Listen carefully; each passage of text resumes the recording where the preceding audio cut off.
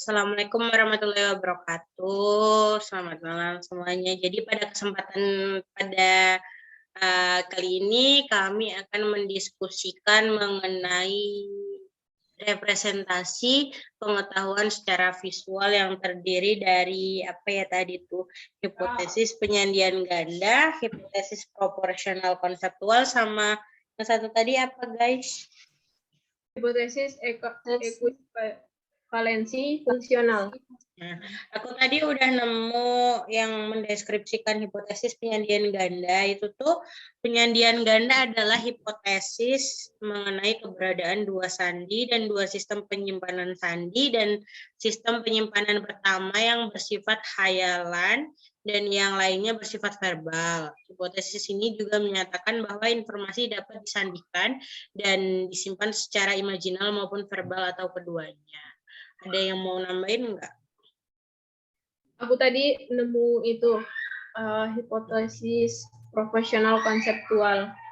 Hipotesis proporsional konseptual itu hipotesis yang mengajukan gagasan bahwa informasi visual dan verbal direpresentasikan dalam bentuk proporsi-proporsi abstrak mengenai objek-objek beserta hubungan-hubungannya.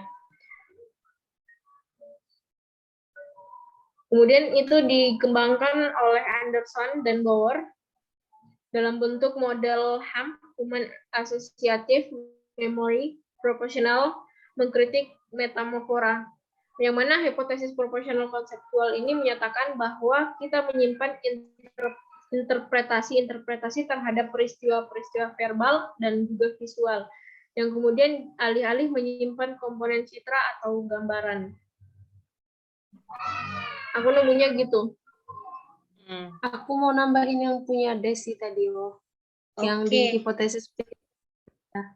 Ini ya yang tadi yang dilakukan sama Pak Vio itu enggak sih? Aku tadi baca soalnya. Terus apa namanya, hipotesis penyandian ganda itu tuh disusun berdasarkan kesimpulan bahwa terdapat dua sistem penyandian kan. Yang pertama ada proses imagery sama simbolik verbal, yang mana dari kedua tadi mereka tuh kadang saling meliputi satu sama lain selama pemrosesan informasinya. Lanjut. Ada yang ini enggak? Ada yang mau nambahin lagi yang hipotesis penyandian ganda sama hipotesis proporsional konseptual? Ini Farah sama Nisa ada mau nambahin enggak? Aku nih tadi aku baca ini hipotesis proposisional konseptual ya, yang punya Farah Nabilah tadi dibacain. Iya. Iya. Nah, gini jadi kan tadi kan dari tokohnya Anderson dan Bauer.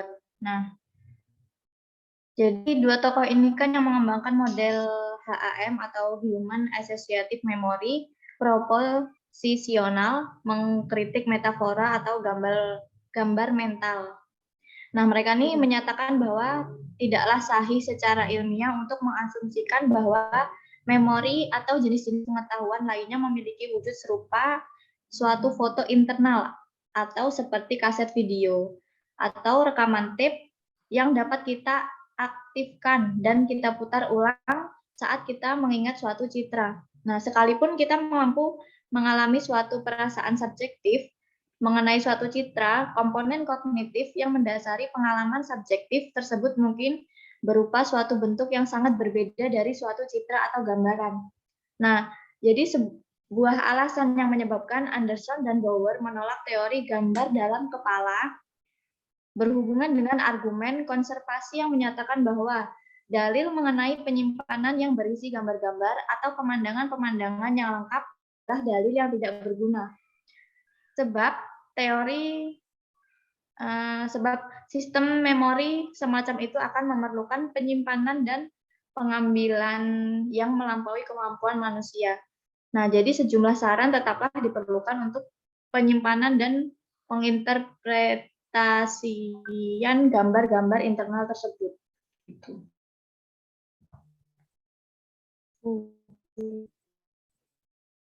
Detail banget, Mbak.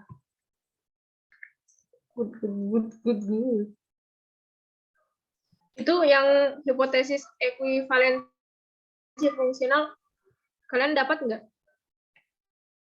Aku dapat sih tadi. Apa tuh? Dapatnya hipotesis itu tuh mengajukan gagasan bahwa imagery dan persepsi tadi tuh melibatkan proses-proses yang serupa. Gitu. Ada tambahan nggak dari kalian, dapat apa gitu? Ini aku dapat perbedaannya sih. Perbedaan yang ditimbulkan oleh ketiga hipotesis tersebut itu ada 3 poin. Yang pertama itu ada studi mental imagery atau perumpamaan, pertandingan, pembayangan mental, atau membahas isu-isu bagaimana informasi yang dipresentasikan itu yang berada dalam memori.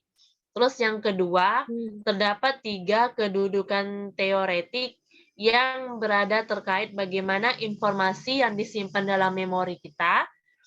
Ketiga teori tersebut meliputi hipotesis penyediaan ganda, hipotesis proposisional atau konseptual, dan hipotesis ekuivalensi fungsional.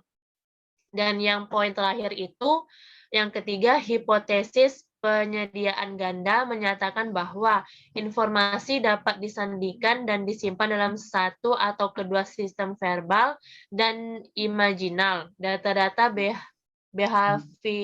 behavioral oral dan neurologis mendukung ketiga hipotesis ini. Itu sih yang aku dapat perbedaannya.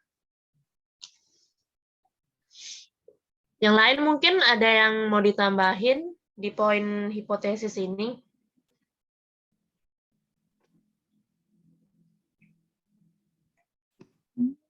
Apa ya? Nggak banyak Desi sih. ngomong ya belum on mic.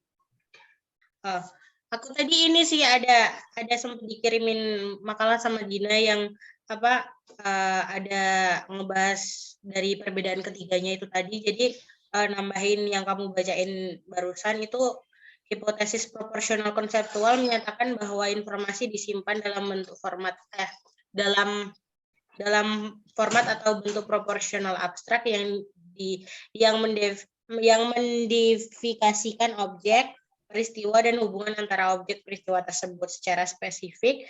Hipotesis ini elegan secara teoretik, namun memiliki kesulitan mempertanggungjawabkan data-data mengenai proses-proses imajinal yang melibatkan isomorfisme urutan kedua, atau misalnya penelitian Seaport. Agak ini sih agak tinggi banget bahasanya, aku sulit paham. Iya, bahasanya tuh agak susah. Terus untuk implementasinya gimana, guys?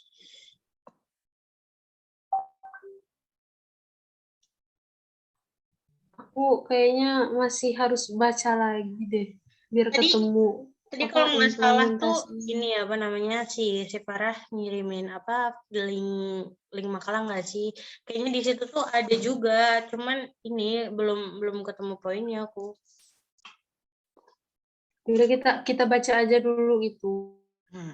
Iya, tadi aku juga nemukan kita cari di hasil materinya aja. Oh, dia nanti ini ya masuk di notulensi nggak sih? Berarti kita baca makalahnya dulu ya. Nanti langsung ditaruh di notulen. Iya. Iya, soalnya sinyalnya juga udah ini kalau makin malam. Berarti ntar lanjut WhatsApp grup aja ya. Iya, boleh. Di Rio berarti juga lagi hujan gede, guys. Jadi jaringannya itu. Oke. Kalau aku pakai Excel sih agak jelek. Ya udah berarti ntar aku dapat ya di grup. Hah? Ya. Ya nanti kita lanjut di WA grup aja diskusinya tentang yang bahas implementasinya kan yang belum dibahas Ya, itu. aku ngirim yang aku dapat ya. Oke, aku Iya. Ya, Ntar kita aku cari baru bareng dikit sih bareng. baca makalahnya tadi. Ya udah, oke. Diskusi yang singkat ini kita sudahi dulu ya, guys. Assalamualaikum warahmatullahi iya. wabarakatuh. Waalaikumsalam. Terima kasih.